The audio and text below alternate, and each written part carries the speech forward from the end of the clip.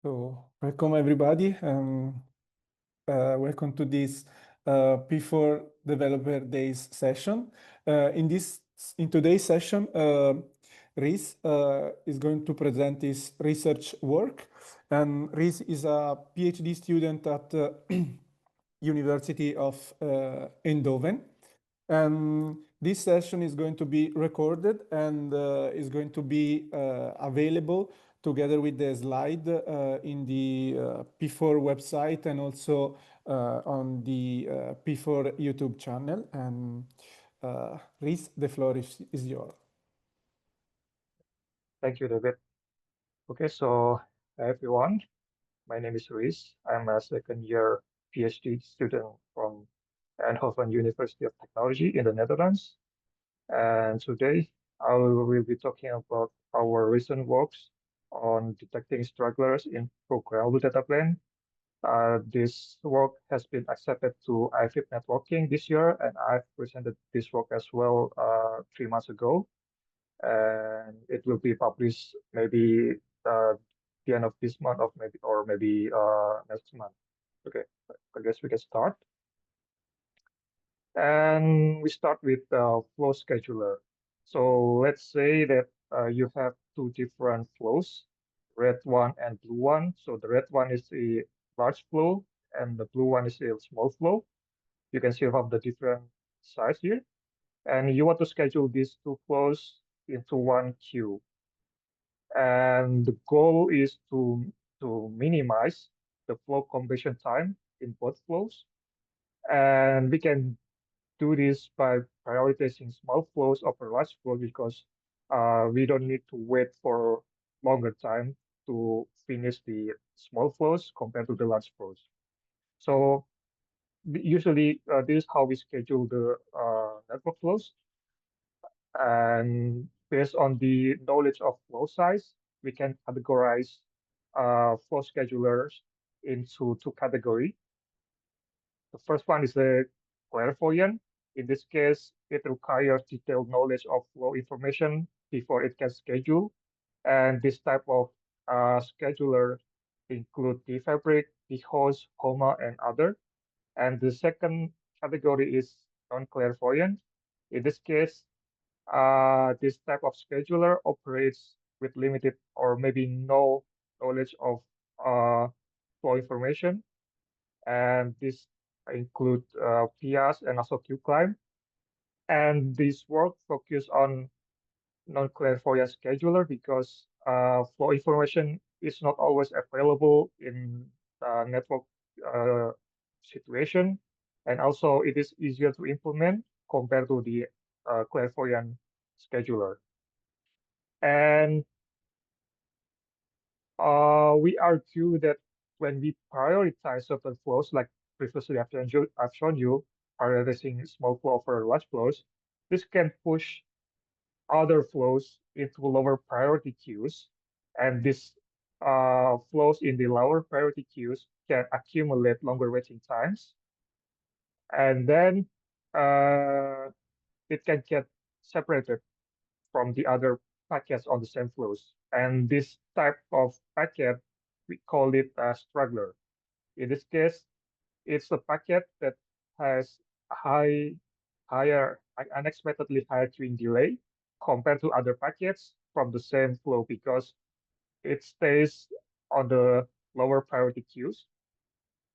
And actually, the concept of struggle itself is not new. It is well studied in the system community. In that context, usually it refers to tasks that run much slower than the other tasks in the same job, and then it can prolong the task completion because it is too slow. So that's why we want to bring this idea of struggler into the uh, networking. And I will show you an example how it can happen when we try to schedule packets. And in this case, I will use peer scheduling. And the basic idea of peer scheduling is to prioritize small flows. Initially, we will put all flows into the highest priority queue, and as the flow keeps sending more information, it will be demoted to the lower priority queue, and maybe we'll with some animation it becomes clear. So let's say that you have this set of packets from three different flows, green flow, red flow, and blue flow. And the number here is just to make it clear. This is the flow ID, not the priority. And then let's say that we have three different priority queues. The Q1 is the highest priority and the Q3 is the lowest priority. And then let's say that because we want to demote the flow, we need to also have some kind of threshold. In this case, we set a demotion threshold to 2 packets per flow per queue. So for example, Q1 can only contain 2 packets of a flow, and then the other as well. And let's say we schedule these packets and it will become like this. So as you can see, flow one that has 5 packets, and the Q1 it contains 2 packets of flow one, and the other 2 packets are in the Q2, and then the last packet in the Q3. And for flow two, the first two are in the first queue, and then the last one is the Q2, and then all packets of flow three are in the Q1. So from this example, you can see that the last packet of flow one can experience higher queuing delay because of strict priority queuing here. So this can be the struggler, and compared to the other packets of the flow one here. And to validate this behavior or to confirm whether this is true, we measure the queuing delay distribution of each queue in before switch, in this case, Tofino switch. So we have 8 queues here with different priority. Q0 is the highest priority, and then the Q7 here is the lowest priority. And then the y-axis shows the queuing delay in microsecond. So as you can see here, when we try to send KIDA traces to the switch and measure the queuing delay in each queue, on each queue, so you will see uh, the highest priority queue has the lowest queuing delay, and then it increases as the priority decreases. As you can see here, higher priority queue will lower queuing delay, and also when we try to demote packets to lower priority queue, the queuing delay will also increase. So this behavior confirms the example that we have before. So in this case, we try to come up with some kind of solution so that we can detect stragglers in the packet or on how we schedule. And this kind of insights can be used to debug, to diagnose, to troubleshoot, or to just to know the behavior of the flow scheduler. And also it will add more visibility into the traffic itself. And to this end, we propose Stragflow, a tool for detecting stragglers. And also we propose a new perspective in queue monitoring. So previous works, they try to identify the root cause of the issue. So for example, Congress try to ask this question: which flows occupy the most space in the queue that cause the the congestion? And also the print queue try to ask which flows directly or indirectly cause the high queuing delay. So they try to identify the root cause, and in this case, Rockflow try to identify the victims of this issue or the network issue. So that's why we try to offer a new perspective here. And then for the how to detect or how it works is first we have 3 different components here that are implemented inside programmable switch. First, we have detection component, and then the counting component. Also, we have the reporting components, and we also need to consider the limitation of the programmable switch. So in this case, usually or we don't have the floating point operation, and also we have limited amount of memory, usually just tens of megabyte memory. And also we need to consider the pipeline architecture of the switch, and also the amount of stages that that are available in this pipeline architecture. So that's why we need to consider this constraint before implementing the structural algorithm inside the switch itself. And then I can talk a bit more detail about how we detect. So previously I mentioned that we use the queuing delay to detect straggler, but the question how much higher or how high should we consider the queuing delay as straggler? So in this case, there are several alternatives, or I propose or we propose three alternatives to detect straggler. So first, we can use a threshold. Let's say we set a static queuing delay threshold, for example, 100 microsecond. If queuing delay of packet exceeds this 100 microsecond, then we can consider it as straggler. It is simple, just you set the threshold. Or we can also use moving average. So in this case, it is more flexible because it will adapt to the uh, uh, how the queuing delay behaves, or how to behaves. So this when the average queuing delay is higher, then the set threshold or will be higher as well. But uh, with a gradual change, usually it also treats the overall average, and maybe it will make the detection less sensitive. And also the last alternative here is that we can compare the queuing delay with previous highest queuing delay.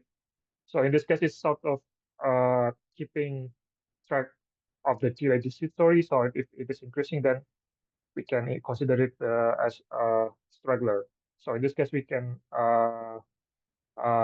we don't really need the global threshold here compared to this first alternative here.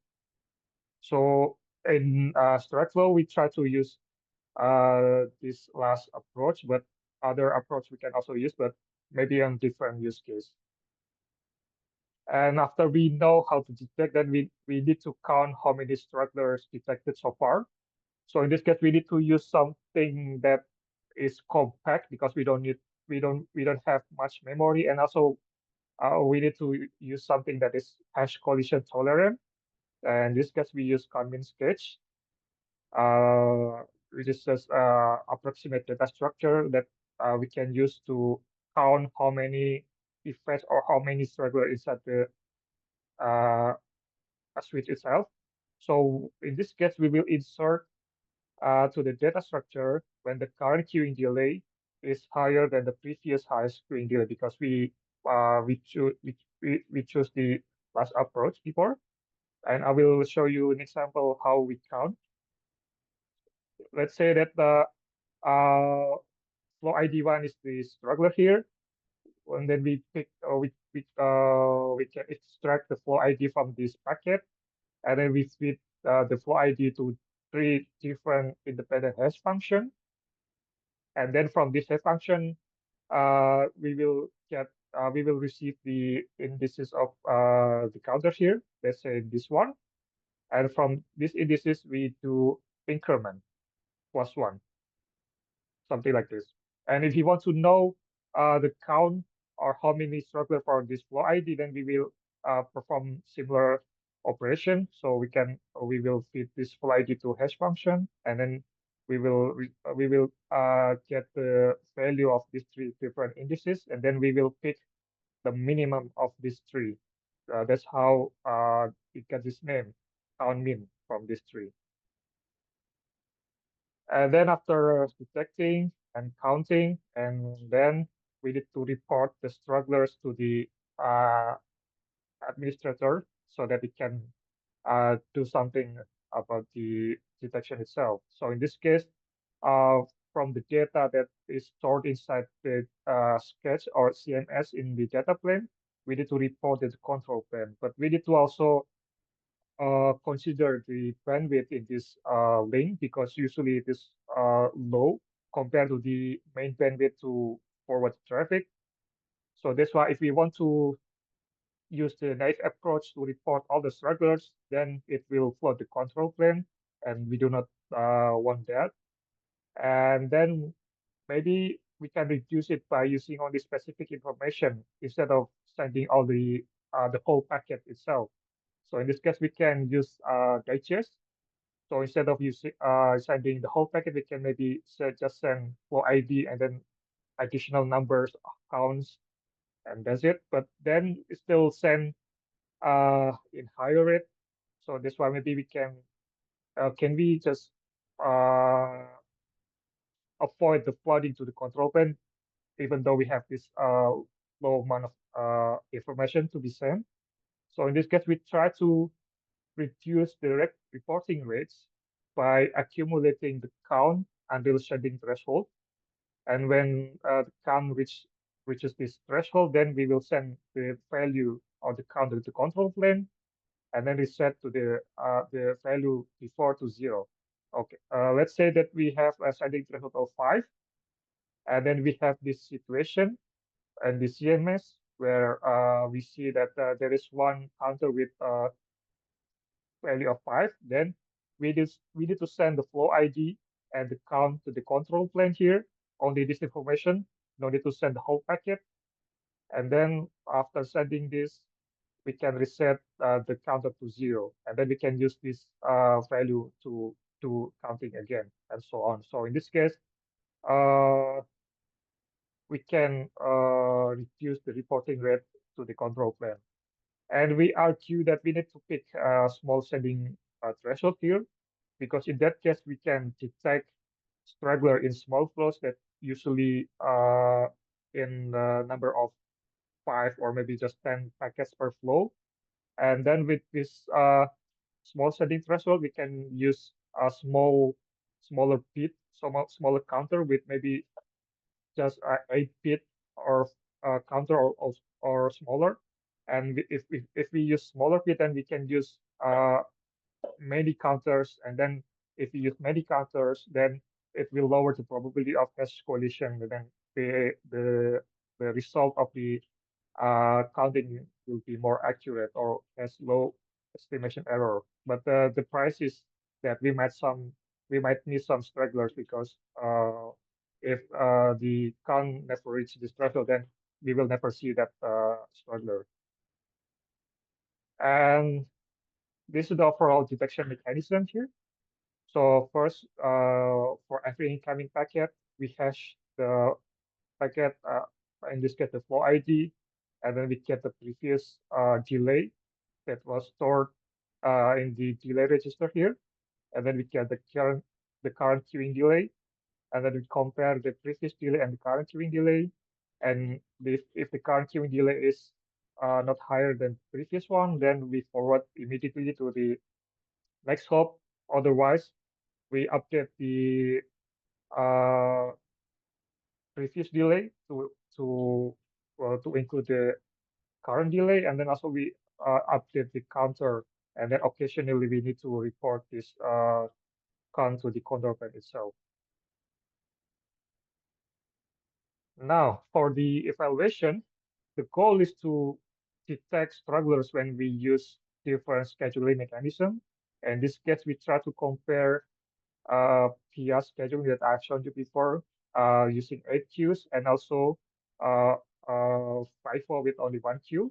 So the setup is quite simple. So we have one host that acts as a traffic payer. In this case, we use fast click to replay network traces. In this case, we use KAIDA network traces that contain more than 30 million packets.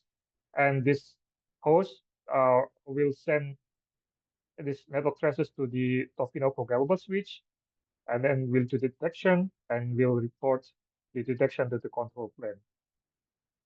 We also have different scenarios to see the impact of link congestion to the number of stragglers. So in this case, there are 3 scenarios: congested, covalence, and also uncongested. You can see these different. They're mainly different in terms of the egress bandwidth here. So you have we have similar input bandwidth or similar input traffic, but for the egress bandwidth, we throttle it so that we can emulate the link congestion status. Now for the result, uh, okay, so for the x-axis, there are three different link scenarios: congested, balanced, and uncongested, and the y-axis shows the number of stragglers. So the first one is the FIFO. As you can see here, even though the link congestion status are different, but the number of stragglers are more or less the same because the queuing the scheduling is simple, just first in first out. So that's why the number are roughly the same. And when we try to measure the number of stragglers when we run PIAS, they are much lower than the FIFO. And also when we try to make the link uncongested, you see fewer stragglers here.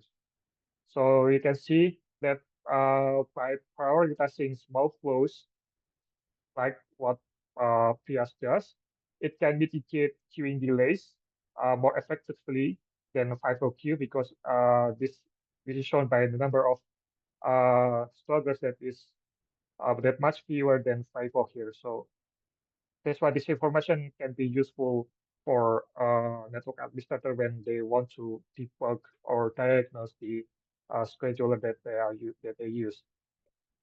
And also, in addition to this detection, we also want to understand the traffic pattern on queue level. So that's why we run PS with AQs and also try to see how uh, the PS itself manage the traffic and also how it impacts to the struggle itself. So here you can see this is for congested scenario.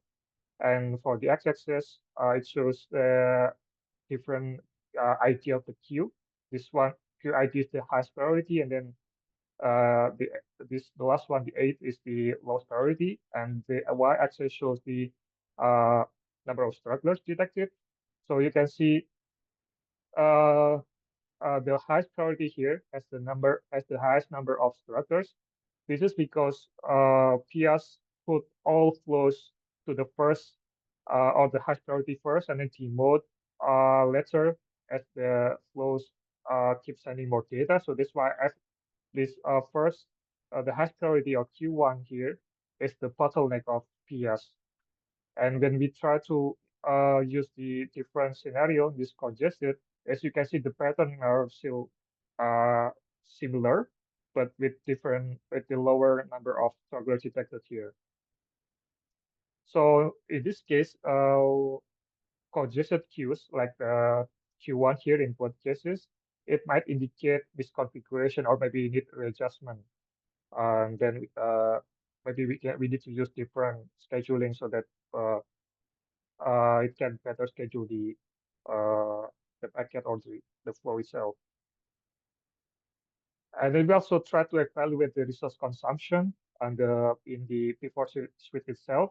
So in this case, uh, uh, we measure the each resource type here and the consumption in percentage. So you can see here they are relatively low, less than 20%. And this consumption also already include other function like forwarding and also peer scheduling that also consume more resource. So that's why in this case, Structural can fit comfortably within the programmable data plan so that it can run efficiently.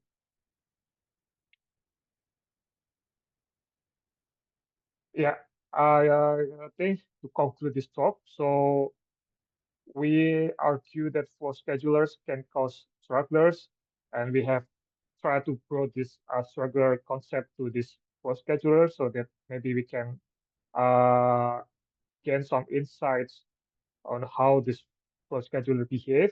And we have proposed Stragflow, a tool for detecting stragglers. So in this case, instead of identify the root cause, we try to shift the focus to detecting the victims. And we have shown that Stragflow operates efficiently in the switch, and it can detect stragglers and reveal insights into how the scheduling policies or algorithm impact the flow performance. That's it for me. From me, thank you. Thank you for the presentation, Ritz. Um, uh, I have a question. Uh,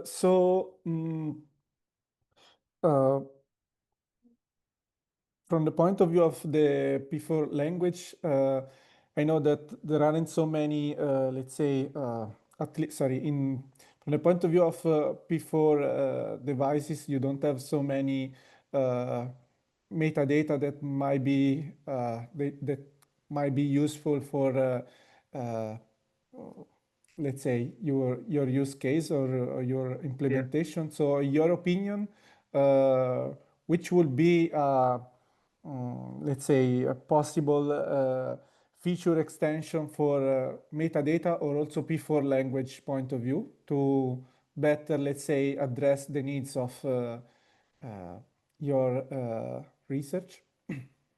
Okay. That's a nice question. Okay, so in terms of metadata, so actually we only use the queuing delay metadata that as already there. So we just use that information that before language provide. And for the other feature, maybe it's related to this one. Let me go back to the previous slide. Yeah, yeah, this one. Yeah, so currently there's no, let's say, way to compute moving average efficiently on before language.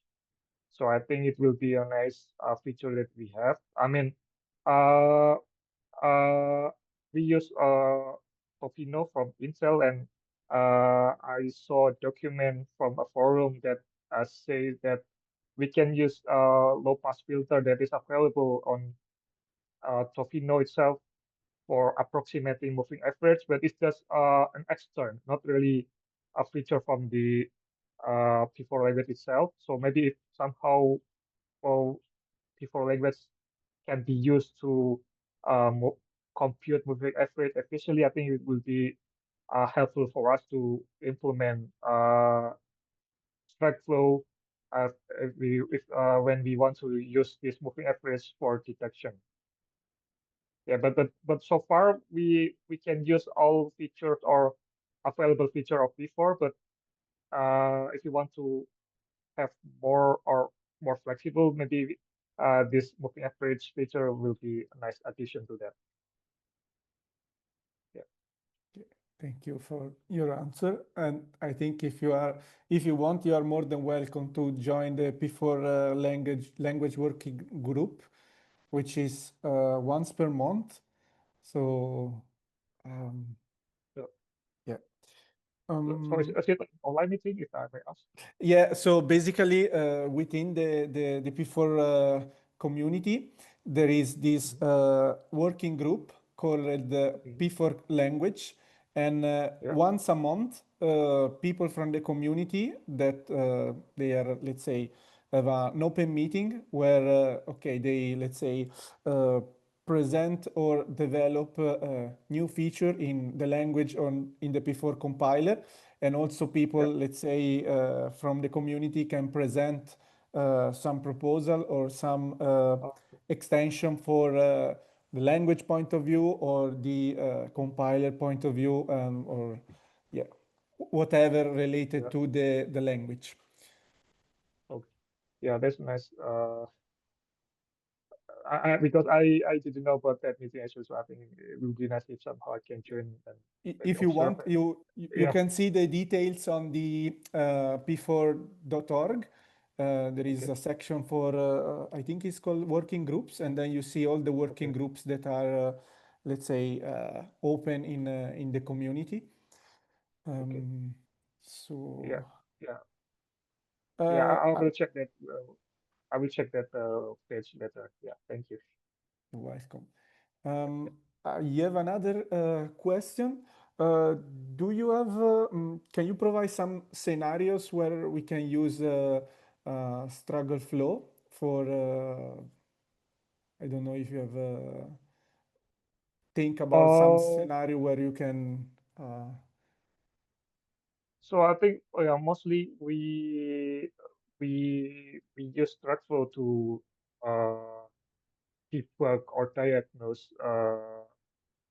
the flow scheduling that we use. And then if somehow we are not satisfied with the one that we use right now, then we can change to other, or maybe we can refine or readjust or do some modification. That's the main goal of the Straggle itself. But then it depends on these three different definition, let's say, because we can use it differently. So, for example, if somehow if you know the average queuing delay for each queue, then you can use this simple threshold uh, mechanism so that, okay, I know the behavior, let's use this one. We don't need to compute many things. Or maybe if you want to see, like, if you want Straggle to adapt to the traffic, maybe you can also use moving average. But in this case, it will add more overhead because you need to compute the moving average, and maybe it will make the uh, forwarding more slower. But I don't know. But this is it depends on the trade-off itself. But also we can use this our approach by keeping track the QA story so far. So in this case, it depends on your need, let's say. okay, thank you. So, yeah, I have another question. Yeah, It is more sure. research oriented. Yeah. Which are the next step of your research? I mean, you have thought about already to some extension for your work, or you have already some idea? Oh yeah, that's a really good question because we because this is still early work actually. So we are still thinking how to continue with this idea story. So first, I think the first step is that we need to define struggler more concretely, more clearly, because this is a new concept in the networking and the system community, like for the cluster computing, they have it is well studied. They have clear definition. They have proper detection and then also mitigation. But for this one, we still need to come up with a concrete definition, and then from that we can continue with some kind of mitigation if we have proper definition. And so far, what we would like to do after that is also try to uh, generalize this into end-to-end struggler, because in this case we try to detect struggler only in one host or in one switch. And what would happen if somehow we want to detect struggler between end hosts? I mean, it is similar to packet reordering maybe, but we still don't know. And then also we would like to know, uh, we had discussion after this presentation before with several co-authors, sorry, several reviewers, and also people from conference, and maybe we can do some mitigation so we can detect uh, struggler in the first switch, and then maybe do something with that information to the in the next switch. So you take first in the first switch, and then maybe put some metadata to the packet, and then in the next switch do something about it, because we cannot really do something inside this first switch, or maybe we can do something uh, by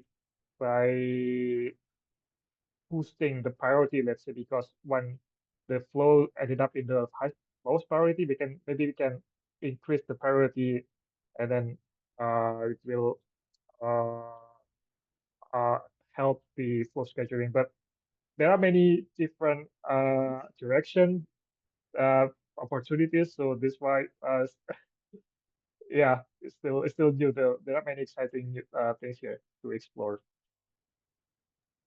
Thank you for the answer. Um, I don't know if someone else want to ask question. No questions from my side. Okay. But thank you for the talk. It was interesting to learn You're about. welcome. You're welcome.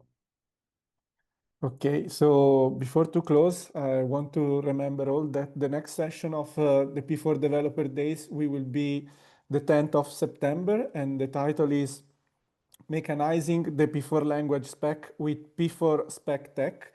And thank you again, Rhys, for the presentation and your time. You're welcome. So Thanks for your see you. invitation.